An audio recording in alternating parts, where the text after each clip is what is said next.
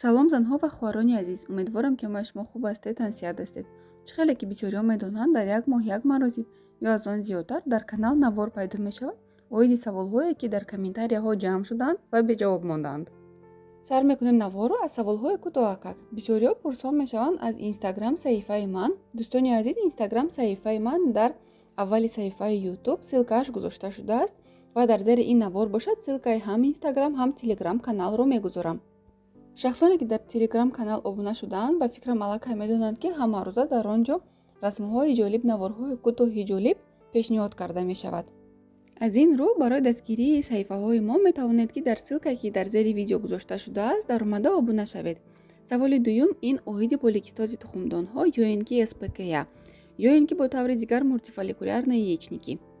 дӯстони азиз, оиди поликистози тухмдонҳо навори пурра тайёр ҳаст дар канал. ссилкаашро дар зери ин видео мегузорам.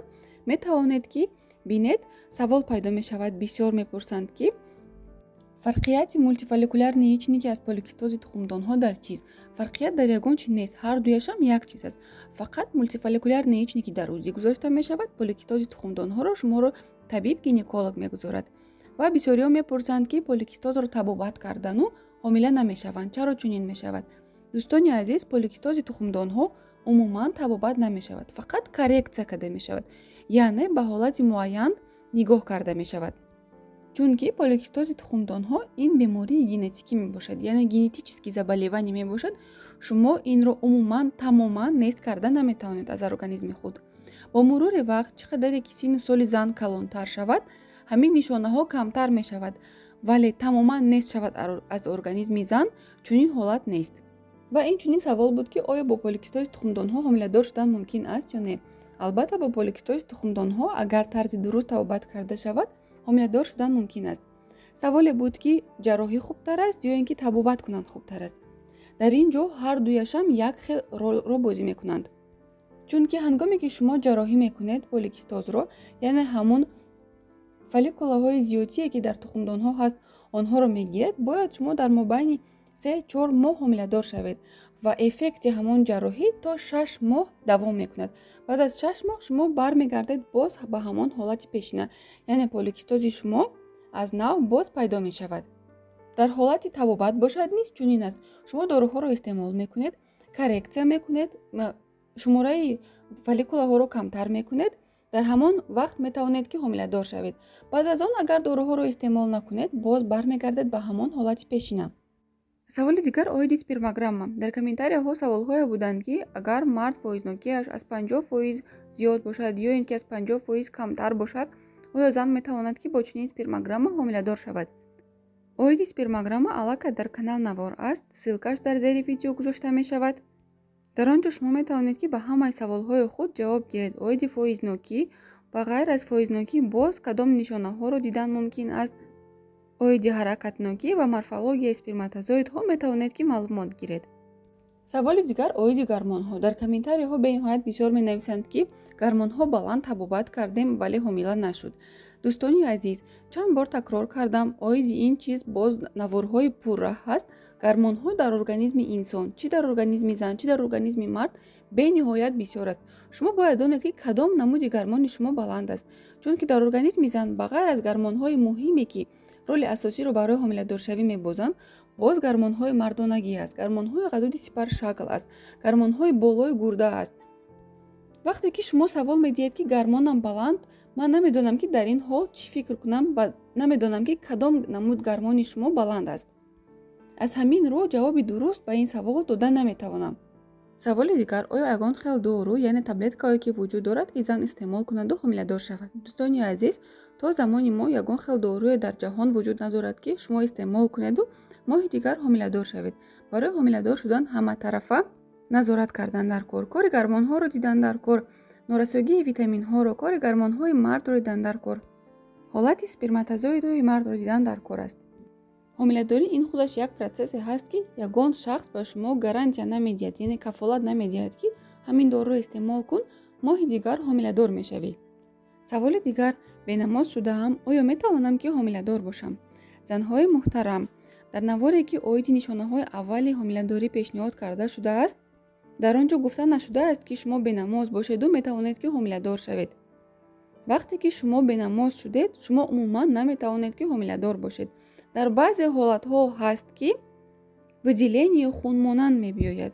дар ҳамон ҳолат гуфта шудааст ки шояд ки зан ҳомиладор бошад. ба фикрам ки ҳамаи мо выделениеро аз касали бенамозӣ фарқият карда метавонем.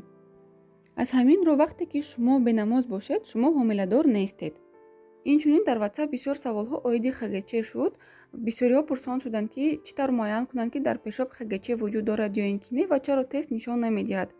занҳои азиз, ҳангоме ки тест нишон надод, шумо метавонед ки ташхиси хун барои ХГЧ супоред. дар он ҷо муайян карда мешавад ки оё шумо ҳомиладор ҳастед ё ин ки не. яъне барвақттар муайян карда мешавад ки ҳомиладор буданатон ҳаст ё ин ки не. оиди оне ки дар пешоб чӣ тавр муайян кунем, ҳамон тестҳои ҳомиладорие ки ҳаст ХГЧ-ро дар пешоб муайян мекунанд. яъне вақте ки нишон дод ки шумо ҳомиладор ҳастед, ин нишонаи он аст ки дар пешоби шумо ХГЧ пайдо шудааст. дуюм полоскаи тест ин нишонаи ХГЧ аст. саволи дигар, чаро фолликула калон мешавад вале намекафад, яъне овулясия ба вуҷуд намеояд? барои чунин ҳолатро муайян кардан як бор узӣ кардан ин кифоя нест. бояд ки шумо дар байни 3-4 моҳ назорат кунед ки ҳар моҳ овулясияи шумо, яъне фолликулаи шумо калон мешаваду намекафад. баъд дар он ҳолат мешавад ки шумо табобат кунед. инчунин дар зан дар байни 1 сол метавонад ки 3-4 цикли бенамозияш беовулясия бошад, яъне овулясия нашавад. вақте ки 3-4 моҳ шумо мунтазам назорат кардед ки фолликулаи шумо калон мешавад вале намекафад, дар он ҳолат дороҳои махсус аст ки кӯмак мекунанд ки фолликула кафад. пас чаро фолликула намекафад? дар ҳоле ки дар организми зан гормонҳояшон мунтазам кор намекунанд, хусусан лютинизирующий гормон, фолликула стимулирующий гормон кори дурустро надоранд, метавонад ки чунин ҳолат ба вуҷуд биёяд. дороҳое барои фолликуларо кафондан танҳо бо назорати духтур ва бо назорати ташхиси ультрасадо, яъне УЗИ гузаронида мешавад. саволи дигар, ман зоб дорам, оё метавонам ки ҳомиладор шавам? барои аниқ кардан ки зан дар ҳақиқатан ҳам зоб дорад, танҳо ташхиси ультрасадо, яъне УЗИ гузаштан кифоя нест. вазифаи асосии ғадуди сипаршаклро ин гормонҳо ташкил медиҳанд. барои ҳамин вақте ки шумо ташхиси ультрасадо гузаштед, дар он ҷо ба шумо эҳтимолияти зоб доштанро, яъне подозрении оне ки шумо зоб доред гузоштан, шумо бояд ки гормонҳои ғадуди сипаршаклро санҷед. агар ки сатҳи гормонҳо ҳамааш дар ҳолати муқаррарӣ бошад, ин ягон монеа ба ҳомиладорӣ шуда наметавонад ва ягон хел ба организми шумо зарар намерасонад. оиди ғадуди сипаршакл, яъне щитовидная железа ва кори гормонҳои он ман дар наворҳои оянда ба шумо пурратар боз мефаҳмонам. саволи дигар, рак кашидани пойҳо дар вақти хоб ва рок гаштан ҳангоми ҳомиладорӣ. чаро чунин ҳодиса рӯй медиҳад? бисёриҳо медонанд ки дар вақти ҳомиладорӣ миқдори зиёди витаминҳо ва микроэлементҳо ба организми зан зарур аст. ҳангоме ки дар организми зан магний намерасад, ҳангоми витамини Д метавонад ки чунин ҳодиса рӯй диҳад. аз ҳамин рӯ вақте ки зан ҳомиладор мешавад, тавсия дода мешавад ки миқдори магний, витамини Д ва инчунин калтсиро дар организми худ бисанҷад ки дар кадом андоза қарор дорад. саволи дигар, оё зан полип эндометрия, маҳз полип дар дохили эндометрия дошта бошад, ҳомиладор шудан мумкин аст ё ин ки не? оиди полип эндометрия дар канал Навор аст. ман ссилкашро дар зери видео мегузорам. дар ин ҷо бошад ҳамин қадарро гуфтанӣ ҳастам ки ҳангоме ки полип эндометрия дар организми зан вуҷуд дорад, яъне дар эндометрия ҳаст, шанси ҳомиладор шудан хеле душвор мешавад. яъне дар 80% аз сабабе ки дар зан полип вуҷуд дорад, метавонад ки ҳомиладор нашавад. ин ҳам вобаста аст аз андозаи полип ва дар куҷо ҷойгир шудааст. ва инчунин инро қайд карданӣ ҳастам ки полип ягон хел табобат намешавад, яъне ба воситаи доруҳо онро табобат кардан номумкин аст. ягона роҳи табобати полип ин ҷарроҳӣ мебошад. хубтараш мешавад ки агар дар зан полип муайян карда шуда бошад, ҳар чӣ зудтар онро ҷарроҳӣ кунад. ҷарроҳӣ оиди полип эндометрия ба организми зан ягон хел зарари ҷиддӣ намерасонад. баръакс, шанси ҳомиладор шуданро хеле зиёд мекунад. ва саволи ниҳоят охирон, ин савол оиди алоқаи ҷинсӣ. бисёриҳо дар комментарияҳо мепурсанд ки кадом вақт алоқаи ҷинсӣ кунанд, чӣ тавр алоқаи ҷинсӣ кунанд ки шанси ҳомиладор шуданшон зиёд шавад ва оё алоқаи ҷинсӣ ба организми онҳо зарар мерасонад ё ин ки не. дӯстони азиз, алоқаи ҷинсӣ ба организми на зан, на мард ягон хел зарари ҷиддӣ намерасонад, умуман зарар надорад. ҳам дар вақти ҳомиладорӣ, ҳам дар вақти беҳомиладорӣ алоқаи ҷинсӣ зарар намерасонад. барои кадом вақт хоб кардан, алоқаи ҷинсӣ кардан, ин ба хоҳиши худатон. Кадом вақте ки хоҳишатон бошад, метавонед алоқаи ҷинсӣ кардан гиред. Фақат ҳангоми овулясия тавсия дода мешавад, ки алоқаи ҷинсӣ зиёдтар карда шавад.